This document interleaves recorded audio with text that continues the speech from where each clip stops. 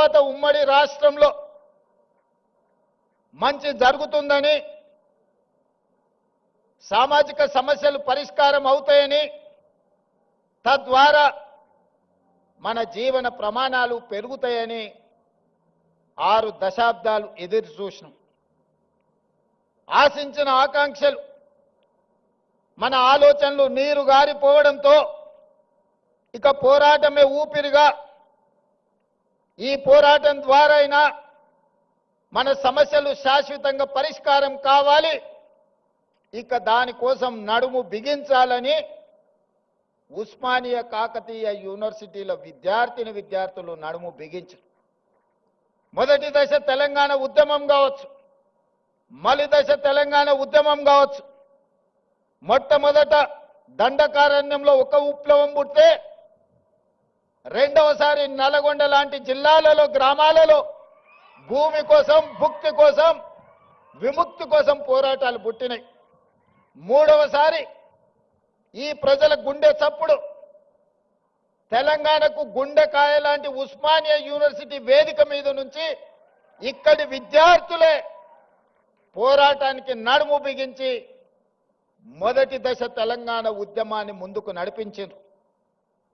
ఆనాడు తెలంగాణ ఉద్యమ సమస్య శాశ్వత పరిష్కారం జరగకపోవడం వల్ల వందలాది మంది ఈ యూనివర్సిటీలో చదువుకున్న విద్యార్థులు అడవి బాట పట్టిర్రు, నక్సల్బరి ఉద్యమాలను నడిపించారు. అందులో నుంచి పుట్టుకొచ్చిన వాళ్ళే గద్దరన్న లాంటి వాళ్ళు ఎంతో మంది ఈ సమాజానికి దిక్సూచులైన వాళ్ళే కాదు. ఈ ఉస్మానియా యూనివర్సిటీ గొప్ప ఆర్థిక మేధావి పివి నరసింహారావు గారిని, ఉత్తమ పార్లమెంటేరియన్ జైపాల్ రెడ్డి గారిని, పోరాటాలకు స్ఫూర్తినిచ్చిన జార్జి రెడ్డిని, ప్రజా యుద్ధ నౌక గద్దరన్నను ఈ యూనివర్సిటీ మనకు ఒక గొప్ప వరంగా ఇచ్చింది. చాలా మంది మేధావులు, ప్రపంచంలోనే గుర్తింపు పొందిన జ్ఞానులను ఈ యూనివర్సిటీ మనకు అందించింది. ఈ యూనివర్సిటీ మలిదశ తెలంగాణ ఉద్యమంలో మనల్ని అందరినీ ముందుకు నడిపింది. ఆనాడు ఈ ఉస్మానియా యూనివర్సిటీ గడ్డ మీద నుంచే కాదు, గల్లీలలో, తండాలలో, గూడాలలో, మారుమూల పల్లెల్లో ఎక్కడ ధూమ్ధాం జరిగినా ఆ ధూమ్ధాం వేదికల మీద నుంచి జయ జయ హే తెలంగాణ నాదాన్ని, నినాదాన్ని అందశ్రీ గారు మనకు అందించారు.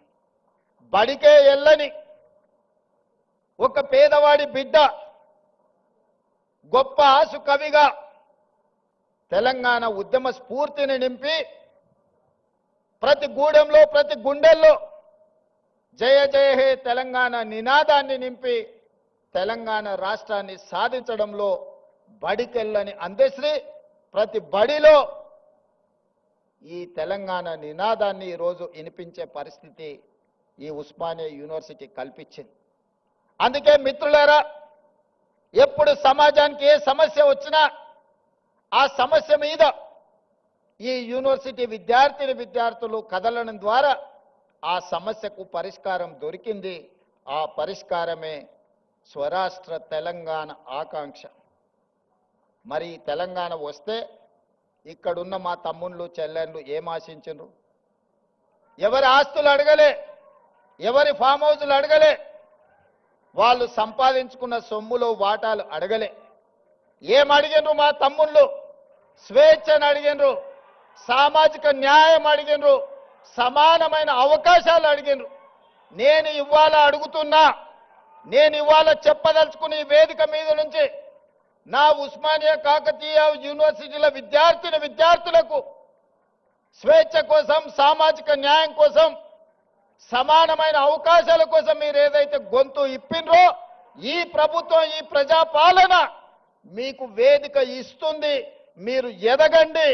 మీరు డాక్టర్లు కాండి, లాయర్లు కాండి, ఇంజనీర్లు కాండి, ఐఏఎస్లు కాండి, ఐపీఎస్లు కాండి, గొప్ప మేధావులు కాండి, ప్రపంచానికే దిక్సూచిగా మారే గొప్ప వ్యక్తులుగా మీరు రాణించాలి.